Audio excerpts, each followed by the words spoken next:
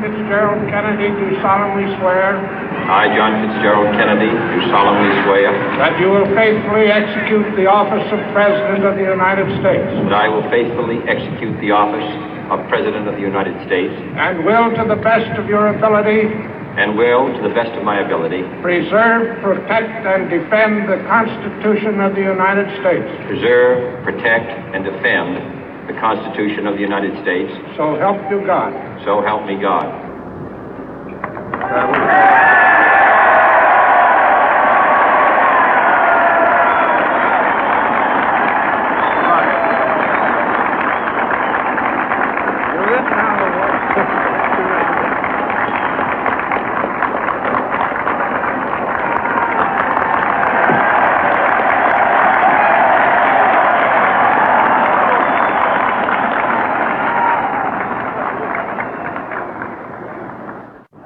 Vice President Johnson, Mr. Speaker, Mr. Chief Justice, President Eisenhower, Vice President Nixon, President Truman, Reverend clergy, fellow citizens.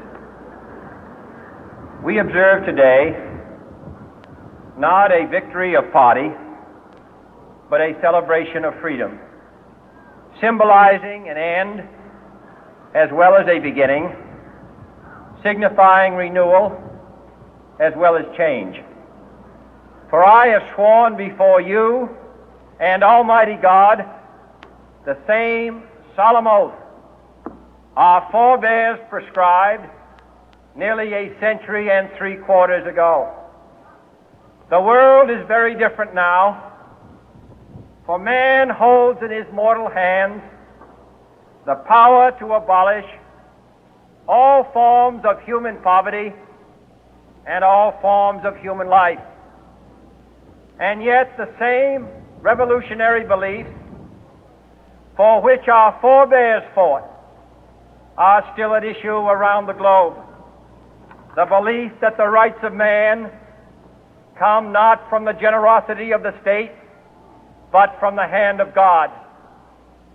We dare not forget today that we are the heirs of that first revolution.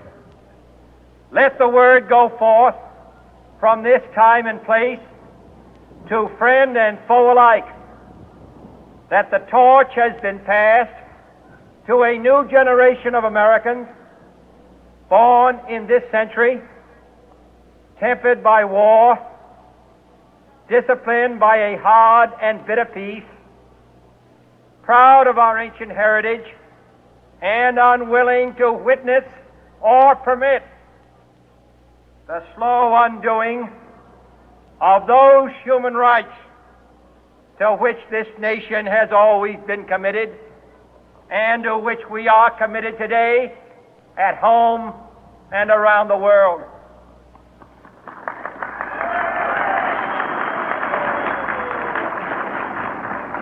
Let every nation know, whether it wishes us well or ill, that we shall pay any price, bear any burden, meet any hardship, support any friend, oppose any foe to assure the survival and the success of liberty.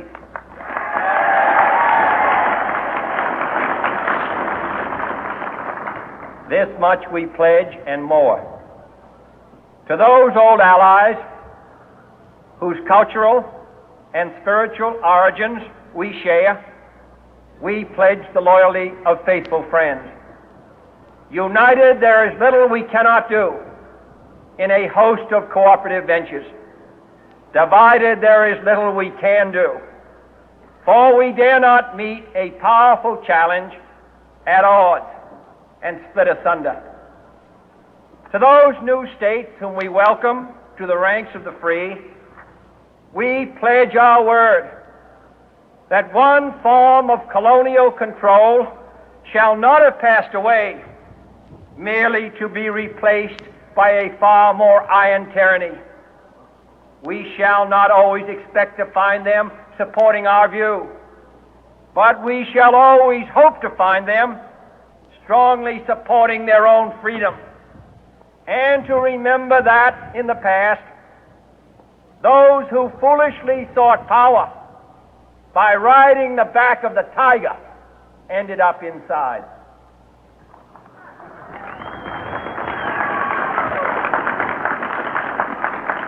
To those people in the huts and villages of half the globe struggling to break the bonds of mass misery, we pledge our best efforts to help them help themselves for whatever period is required, not because the communists may be doing it, not because we seek their votes, but because it is right.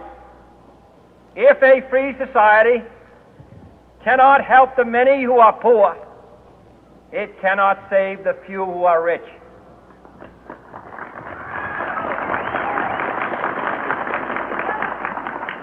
To our sister republics south of our border, we offer a special pledge to convert our good words into good deeds, in a new alliance for progress, to assist free men and free governments in casting off the chains of poverty. But this peaceful revolution of hope cannot become the prey of hostile powers. Let all our neighbors know that we shall join with them to oppose aggression or subversion anywhere in the Americas.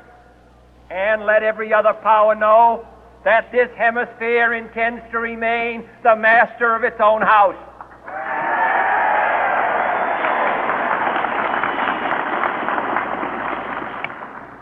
To that World Assembly of Sovereign States, the United Nations, our last best hope, in an age where the instruments of war have far outpaced the instruments of peace, we renew our pledge of support to prevent it from becoming merely a forum for invective, to strengthen its shield of the new and the weak, and to enlarge the area in which its writ may run. Finally, to those nations who would make themselves our adversary, we offer not a pledge, but a request that both sides begin anew the quest for peace. Before the dark powers of destruction, unleashed by science, engulf all humanity in planned or accidental self-destruction, we dare not tempt them with weakness, for only when our arms are sufficient beyond doubt can we be certain beyond doubt that they will never be employed. But neither can two great and powerful groups of nations take comfort from our present course, both sides overburdened by the cost of modern weapons, both rightly alarmed by the steady spread of the deadly atom, yet both racing to alter that uncertain balance of terror that stays the hand of mankind's final war. So let us begin anew, remembering on both sides that civility is not a sign of weakness, and sincerity is always subject to proof. Let us never negotiate out of fear, but let us never fear to negotiate.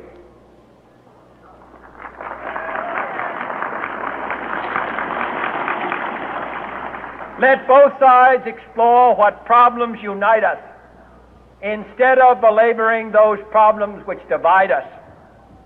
Let both sides, for the first time, formulate serious and precise proposals for the inspection and control of arms, and bring the absolute power to destroy other nations under the absolute control of all nations.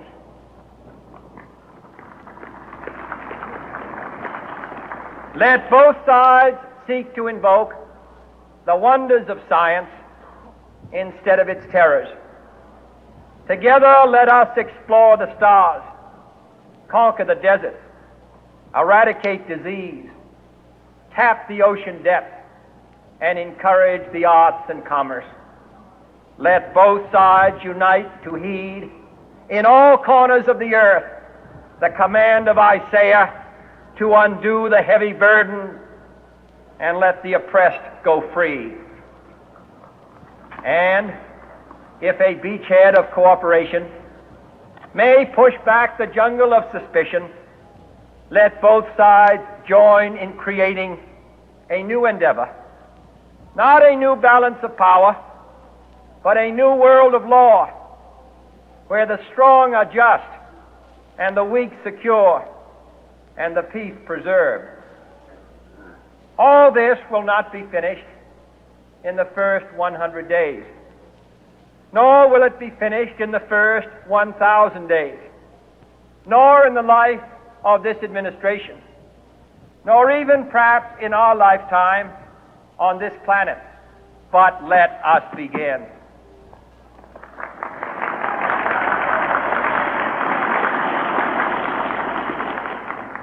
In your hands, my fellow citizens, more than mine, will rest the final success or failure of our course. Since this country was founded, each generation of Americans has been summoned to give testimony to its national loyalty. The graves of young Americans who answered the call to service surround the globe. Now the trumpet summons us again, not as a call to bear arms, though arms we need, not as a call to battle, though in battle we are, but a call to bear the burden of a long twilight struggle, year in and year out, rejoicing in hope, patient in tribulation, a struggle against the common enemies of man, tyranny, poverty, disease, and war itself. Can we forge against these enemies a grand and global alliance, north and south, east and west, that can assure a more fruitful life for all mankind? Will you join in that historic effort?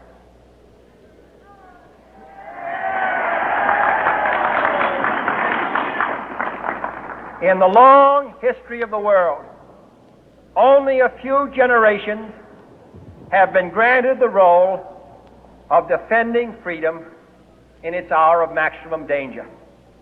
I do not shrink from this responsibility. I welcome it.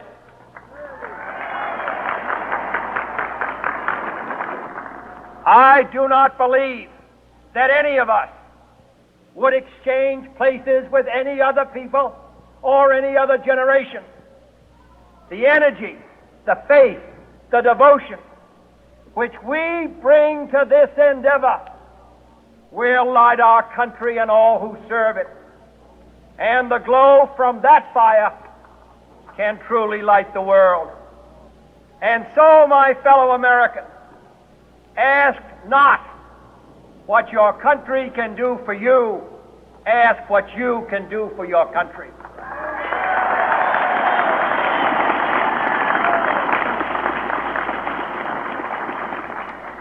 My fellow citizens of the world, ask not what America will do for you, but what together we can do for the freedom of man.